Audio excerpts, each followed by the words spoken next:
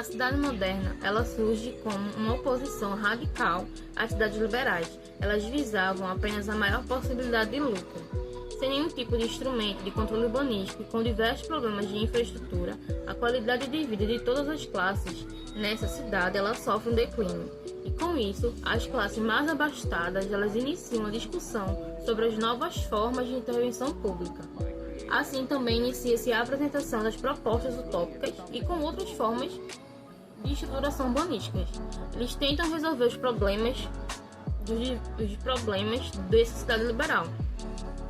Em condições da pós-guerra, as necessidades elas começam a mudar. A construção de alojamentos para abrigar toda a população que sofre com a guerra é a prioridade. Também inicia-se a construção de conjuntos habitacionais distantes do centro da cidade e soltos no terreno.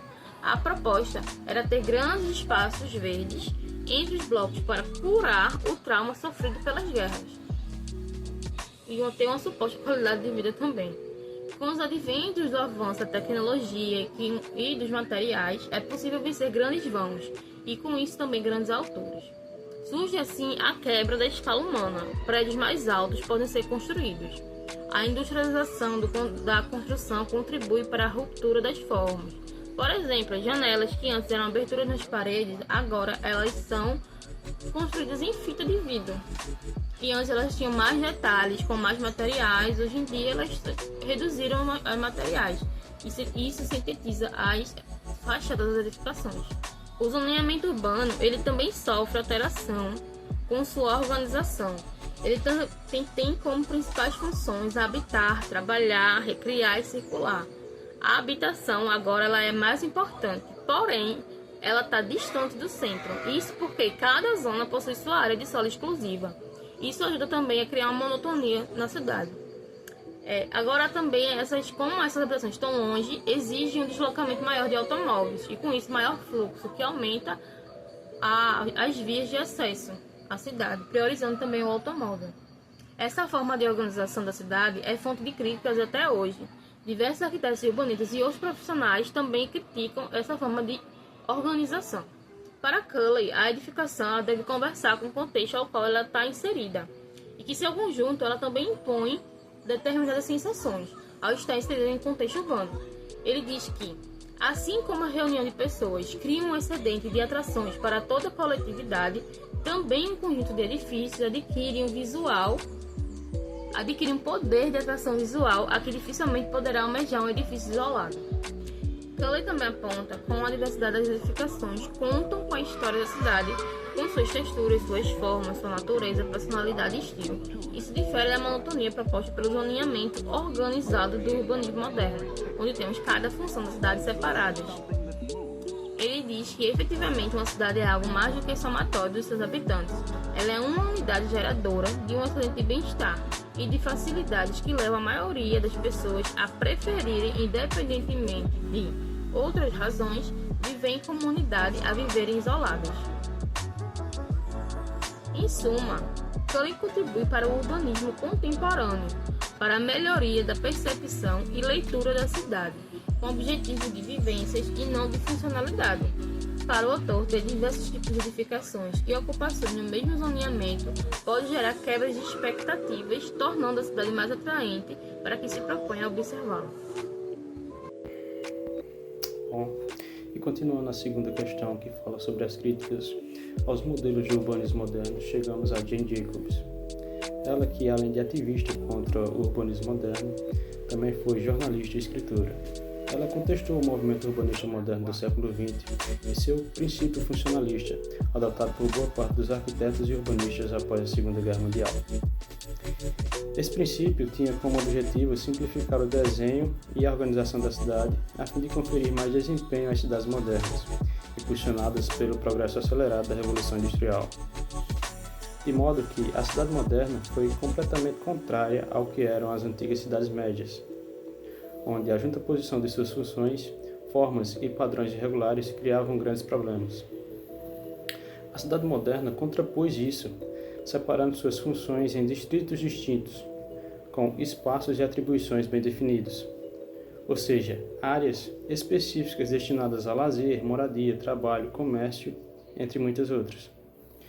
Jacobs critica isso, pois para ela a mistura das funções da cidade era fundamental para a dinâmica do espaço urbano, pois contribuía para criar áreas mais movimentadas, bairros mais vibrantes e uma cidade mais viva, o que acabava também gerando uma identidade cultural aos locais e fortalecendo a própria identidade da cidade. Em resumo, Jane Jacobs argumentava que as cidades são organismos vivos e, como tal, devem ser analisadas e planejadas a partir de suas dinâmicas cotidianas. Ela criticava o planejamento modernista da época e priorizava grandes obras e espaços mais isolados, afirmando que esses projetos eliminavam a essência da vida urbana, as ruas. As ruas, para ela, não eram apenas espaços de passagem, mas sim o próprio coração da cidade. Elas conectavam pessoas, promoviam a segurança e criavam oportunidades para trocas sociais e econômicas. Para ela, a constante presença de pessoas nas ruas criava um ambiente mais seguro e acolhedor. Em sua obra, Jacobs destacou 4 condições para uma cidade mais viva e funcional: o uso misto dos bairros, que geravam atividades variadas, mantendo um fluxo de pessoas contínuo ao longo do dia; os quarteirões mais curtos, que criavam uma conexão conexões entre as ruas e estimulavam o fluxo de pessoas e as interações sociais; a diversidade dos edifícios, misturando prédios novos com prédios antigos e gerando um equilíbrio econômico e cultural; e a alta densidade de pessoas, que quanto mais pessoas circulando, mais dinamismo e mais segurança. Ela criticava os projetos dos modernistas da época, que priorizavam grandes avenidas, zonas e zoneamentos Ela criticava os projetos dos modernistas da época, que priorizavam grandes avenidas, zonas e zoneamentos monofuncionais. Ela acreditava que essas intervenções destruíam as comunidades, porque isolavam as pessoas e eliminavam justamente o que tornava as cidades vibrantes, a interação humana, defendendo a importância da diversidade no estudo de usos e a participação comunitária no planejamento urbano.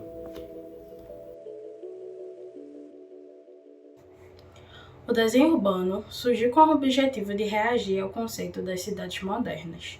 Isso se deu pois o urbanismo e a arquitetura moderna não contribuíam para o bem-estar da sociedade.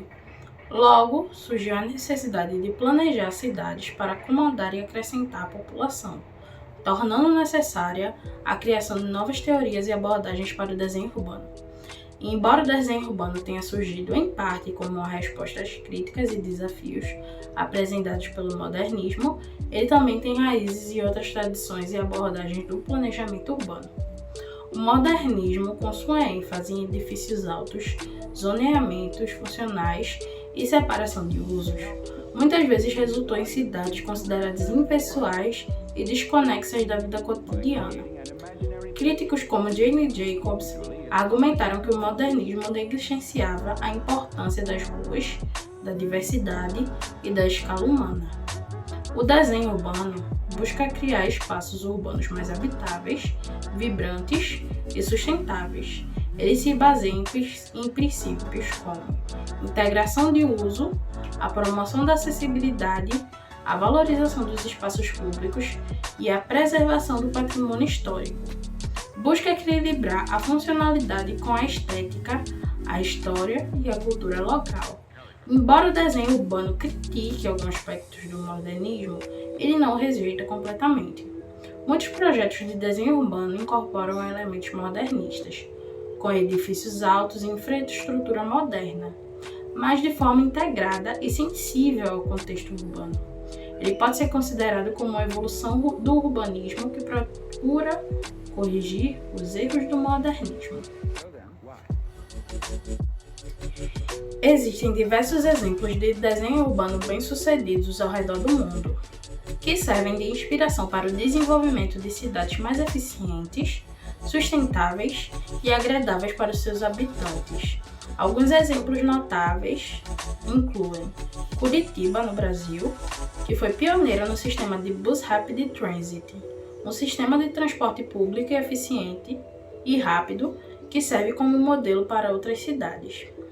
Preservação de áreas verdes e criação de parques urbanos que contribuíram para a qualidade de vida e equilíbrio ambiental. Em Medellín, na Colômbia, o investimento na infraestrutura do transporte público, como o Metrocable, que conectou áreas periféricas ao centro da cidade, promovendo a inclusão social. Criação de parques e bibliotecas em comunidades carentes que se tornaram centros de cultura e conhecimento, transformando a realidade local. A rede do Transmilênio, que foi inspirada no BRT do transporte de Curitiba, mas com algumas melhorias que permitiram ao Transmilênio contar com a capacidade de carregamento de passageiros superior à de Curitiba.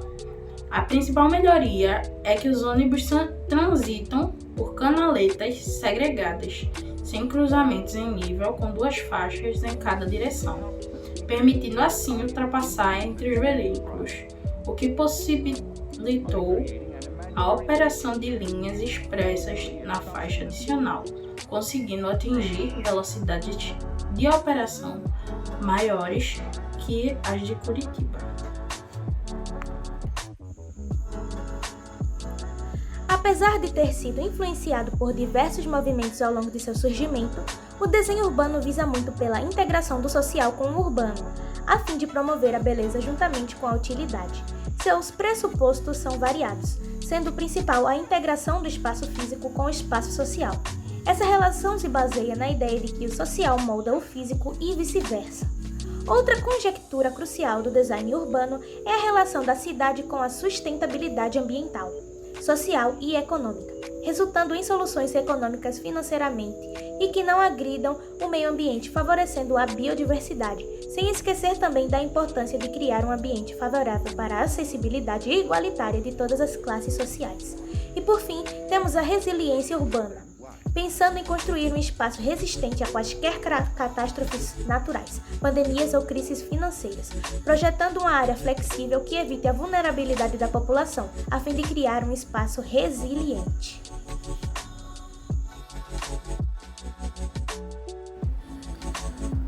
Com o artigo A Reconversão de Áreas Portuárias Abandonadas e Atividades Terciárias, feito em 2009, vemos outras cidades portuárias brasileiras que também passaram por processos de revitalização urbana, buscando a preservação do patrimônio histórico com novos usos econômicos. Em Santos, o projeto Alegra Centro propôs a requalificação de áreas degradadas do centro histórico, principalmente o Porto de Santos. Esse projeto iria gerar muitos empregos, além de energizar a ação comercial e a valorização de imóveis do porto. Em contrapartida, apesar de haver ações positivas, há também a sua parte negativa, como o impacto ambiental, já que com o aumento do tráfego de embarcações e a manutenção da estrutura do porto, pode afetar a água e, consequentemente, a fauna marinha. Outros pontos negativos seriam o deslocamento de pequenos comerciantes e uma possível falta de viabilidade econômica, sabendo que a marina dependeria do turismo e de eventos, e se torna um risco econômico enorme, caso não seja o suficiente para sustentar a operação. Outro projeto é a Estação das Docas, em Belém. Esse projeto buscou transformar a área portuária degradada em polos de lazer, cultura, gastronomia e a continuidade de um terminal fluvial. Mesmo com esse sucesso, o projeto ainda enfrenta desafios como a manutenção dos custos operacionais. Em suma, a requalificação dessas áreas deve priorizar o equilíbrio entre a preservação cultural, desenvolvimento econômico e a inclusão social, garantindo que seja acessível a toda a população. A implementação exige planejamentos estratégicos para evitar impactos negativos drásticos como a gentrificação e a degradação ambiental. Visão do surgimento de novos meios de transporte, mudanças significativas na tecnologia marítima, como sua modernização, entre outros motivos, ocasionaram a decadência das zonas portuárias na década de 60 nos Estados Unidos. Na atualidade, a cidade contemporânea tem passado por um processo de requalificação espacial de locais em desuso. Em especial, zonas portuárias e industriais, visando comércio, turismo, além do crescimento do mercado imobiliário, causando efeito em atividades industriais que antes eram associadas às atividades portuárias, se deslocando para áreas rurais. As áreas de Boston e Baltimore, nos Estados Unidos, e seus respectivos resultados positivos enquanto requalificação de áreas portuárias serviram de inspiração não só para outras cidades nos Estados Unidos, sendo uma referência global. No entanto, este processo inclui também pontos negativos, como, por exemplo, a situação do Rio de Janeiro, que, passando por este processo de revitalização em sua zona portuária, estão sendo afetados os moradores menos privilegiados pelo processo de gentrificação, onde estão se vendo sem opções, a não ser sair das terras que estão aumentando o preço. Onde vemos que estes processos, uma vez executados, podem impactar negativamente os residentes mais pobres da área utilizada para tal reconversão. Também se trata de algo mais complexo, já que há diversidades físicas, financeiras e administrativas. Estas áreas portuárias nem sempre são acessíveis, por conta das estruturas viárias antes criadas, além de haver um impedimento institucional em relação à segurança.